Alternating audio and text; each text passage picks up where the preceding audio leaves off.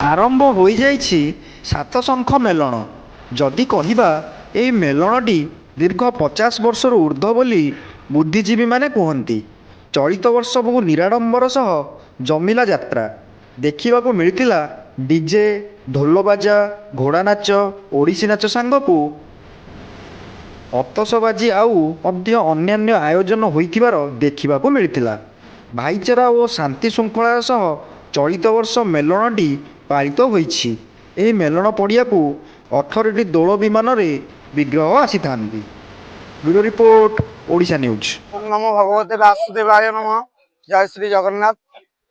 ମୁଁ ଆଠବାଟିଆ ଥାନାପତି ଓମ୍ ନମୋ ଭଗବତେ ବାସୁଦେବାୟଙ୍କର ମୁଖ୍ୟ ପୂଜକ। ଆଜିକି ଅନୁଷ୍ଠାନ 50 ବର୍ଷର ପୂର୍ବର ଅନୁଷ୍ଠାନ ଧୁମଧାମ ଓ ବହୁତ ଆଡମ୍ବର ଭାବରେ ଥାନାପତି ଏବଂ ସୁବଳପୁର ବାସୁଦେବ ଦୁଇ ଠାକୁର ଆଗ ଆଠବାଟିଆ ଥାନାପତି ଆଗ ଖୁଣ୍ଟି ଲାଗି ହେଇସାରିଲା ପରେ ଆମର ସୁବଳପୁରର ଯୋଉ ଅଛନ୍ତି ପ୍ରଭୁ ନମୋ ଭଗବତେ ବାସୁଦେବ ସିଏ ବି ଆସିକି ବସନ୍ତି। ଆଜିଠୁ ଏ ମେଳନ ଆରମ୍ଭ ହୁଏ। ଆଉ ଏ ମେଳନଟି ବହୁତ ଆଡମ୍ବର ମାନଙ୍କରେ ହୁଏ।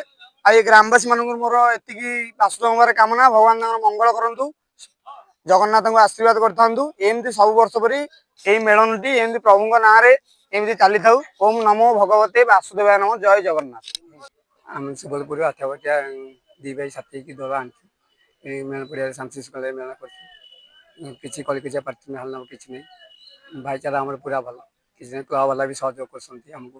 କ୍ଲବର ଯୋଉ ଭାଇମାନେ ଅଛନ୍ତି ଶାନ୍ତି ଶୃଙ୍ଖଳା କିନା ଆଣିକି ଏଠି ଖୁଣ୍ଟି ଲାଗି କରୁଛନ୍ତି। ଭୋଗ ହେଉଛି, ପ୍ରତିଭୋଗ ହେଉଛି, ସବୁ ଶାନ୍ତି କରି ଚାଲିଛି। କିଛି ପାଟିତୁଣ୍ଡ କଳିକଜିଆ ହାଲ କିଛି ନାହିଁ।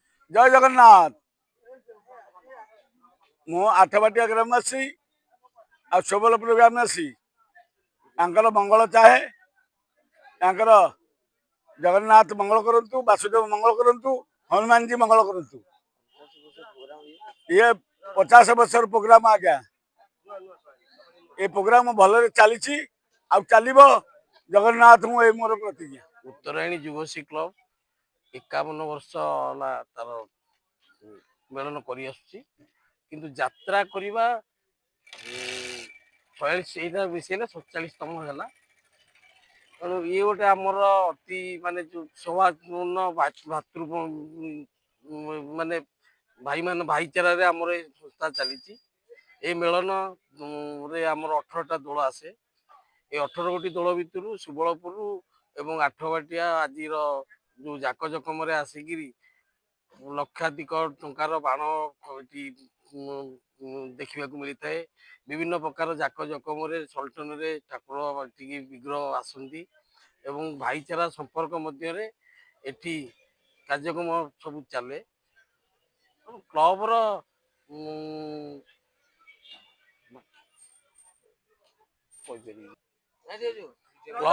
କ୍ଲବ ତରଫରୁ ସମସ୍ତଙ୍କୁ ଆମେ ଅନୁରୋଧ କରୁଛୁ ଏମିତି ସୌଭାଗ୍ୟପୂର୍ଣ୍ଣ ଏମିତି ମାନେ ଭାଇଚାରା ସମ୍ପର୍କ ରଖିକିରି ଆଗକୁ ମେଳନ ଏମିତି ସବୁ ବର୍ଷ ରହିଥାଉ। ଏବଂ ସମସ୍ତେ ଏଠି ଯୋଉ ଶ୍ରଦ୍ଧାଳୁ ମାନେ ବା ଏଠି ଯୋଉ ଦର୍ଶକ ମାନେ ସମସ୍ତେ ଆଜି ଆସିଥିଲେ ସମସ୍ତଙ୍କୁ ଅନୁଷ୍ଠାନ ତରଫରୁ କ୍ଲବ ତରଫରୁ ବିଶେଷ କୃତଜ୍ଞତା ଜ୍ଞାପନ କରୁଛୁ।